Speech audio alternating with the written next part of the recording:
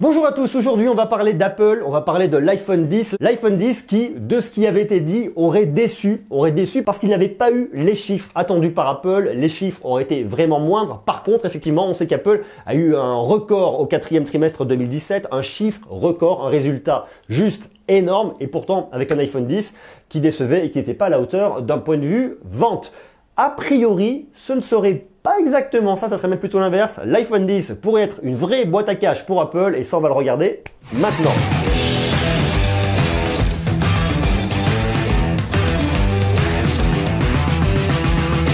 L'iPhone 10 a fait couler beaucoup d'encre. Avant son arrivée, on ne connaissait pas son nom, on savait qu'elle allait avoir un iPhone 8, on ne savait pas quel allait être réellement l'iPhone anniversaire. Une fois qu'on l'a su, il a fait encore plus couler d'encre parce qu'effectivement, il avait un design assez différent par rapport au reste de la gamme et puis un produit qui est annoncé une fois de plus comme une révolution, comme la vision en tout cas de ce que devait être l'iPhone pour les 10 ans à venir pour Apple.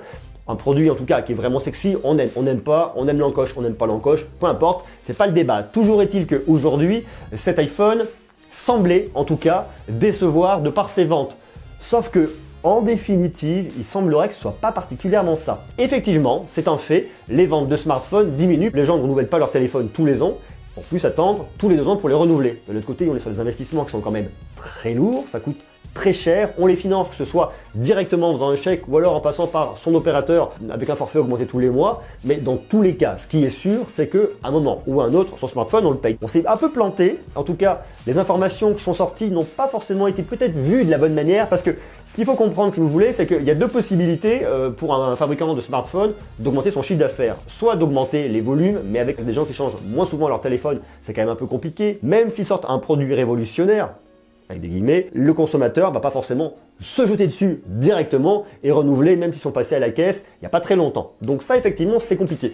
La deuxième solution c'est d'augmenter le prix. C'est vraiment ce qu'a fait Apple avec ce produit hors norme, ce produit anniversaire, en tout cas c'est comme ça qu'il a été vendu d'un point de vue marketing, comme étant vraiment un produit exceptionnel. La stratégie d'Apple c'était vraiment de dire on sort le produit dans la gamme assez classique, 8, 8+, et le produit anniversaire, le produit exceptionnel, la révolution pour nous cette année, c'est l'iPhone 10, ce qui permet effectivement de légitimer un prix à plus de 1000 euros, 1100 et quelques euros et 1300 pour les modèles les plus haut de gamme. Donc effectivement, Apple a fait le choix de sortir un iPhone très cher l'année dernière et ça a été a priori la stratégie gagnante pour eux. Selon Counterpoint, le revenu moyen estimé par iPhone serait passé de 694 $ au premier trimestre 2017 à 796 $ au premier trimestre 2018, c'est-à-dire 100 $ de plus par smartphone, par unité vendue.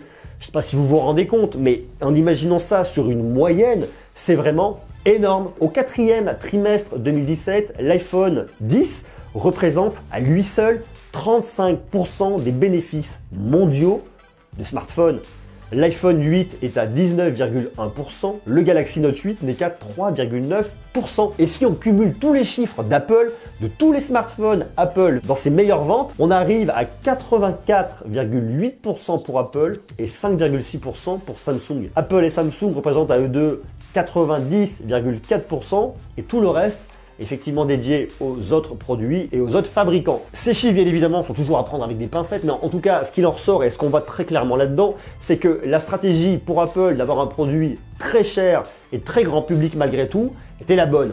Là où effectivement Samsung vous propose un Galaxy Note 8 très cher à plus de 1000 euros, mais le Galaxy Note 8 semble être moins le produit grand public que l'est l'iPhone 10. A contrario, le produit grand public, c'était le Galaxy S8 en 2017 et le Galaxy S9 et S9 Plus bien évidemment en 2018. Donc forcément des produits qui à la base sont un peu moins chers et vont ramener forcément un peu moins de chiffre d'affaires aux fabricants. Ce qu'il faut aussi comprendre, c'est que lorsqu'Apple a sorti ces 3 produits en septembre de l'année dernière, le 8, 8 Plus et le 10, il était évident que les personnes qui allaient changer allaient plus passer sur un iPhone 10 qui était vraiment le nouveau design et qui apportait vraiment la nouveauté par rapport aux iPhone 8 et 8 Plus. Et ça, forcément, ça permet d'engendrer un peu plus de cash à Apple. Donc la stratégie est gagnante. La stratégie est la bonne. Apple, une fois de plus, ne s'est pas planté. Ce qui est aussi très clair, c'est que Apple se diversifie. Il n'y a qu'à voir avec le HomePod qui est sorti il n'y a pas très longtemps, alors qu'il n'a pas forcément trouvé encore sa place dans les foyers aujourd'hui, mais ça ne saurait tarder. C'est quelque chose qui va encore évoluer. On devrait avoir un HomePod un peu plus petit, probablement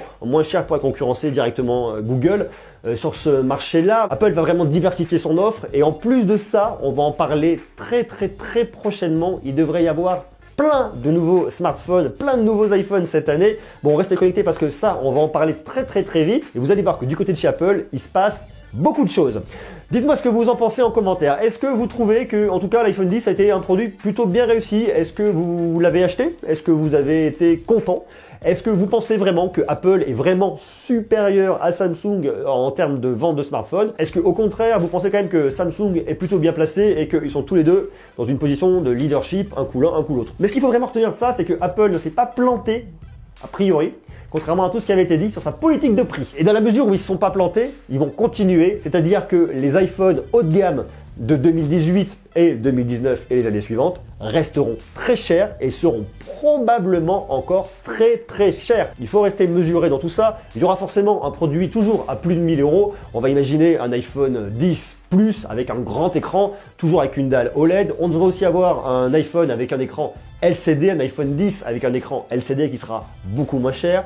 Ce sera probablement un iPhone SE, SE2. Ça, on le verra à l'avenir, donc restez connectés parce que je vous dis une fois de plus, on va beaucoup en parler. Ils vont rester toujours dans cette gamme de prix, du produit hyper sexy, très cher. Ils en vendront moins, mais comme il est cher, ça sera très intéressant pour eux. Et puis ensuite, les produits qui vont se vendre le plus, qui seront quand même relativement chers aussi, parce qu'on sait que Apple, quoi qu'il se passe, a une politique de prix qui est très élevé. Dites-moi ce que vous en pensez en commentaire. Comme d'hab, je vous invite à vous abonner, à me laisser des jolis pouces. Et puis on reste connecté parce que vous allez voir, il y a plein de choses qui vont arriver, plein de choses super sexy, super cool. Donc restez connectés. À très bientôt. Soyez sages. Je vous embrasse. Prenez soin de vous. Ciao.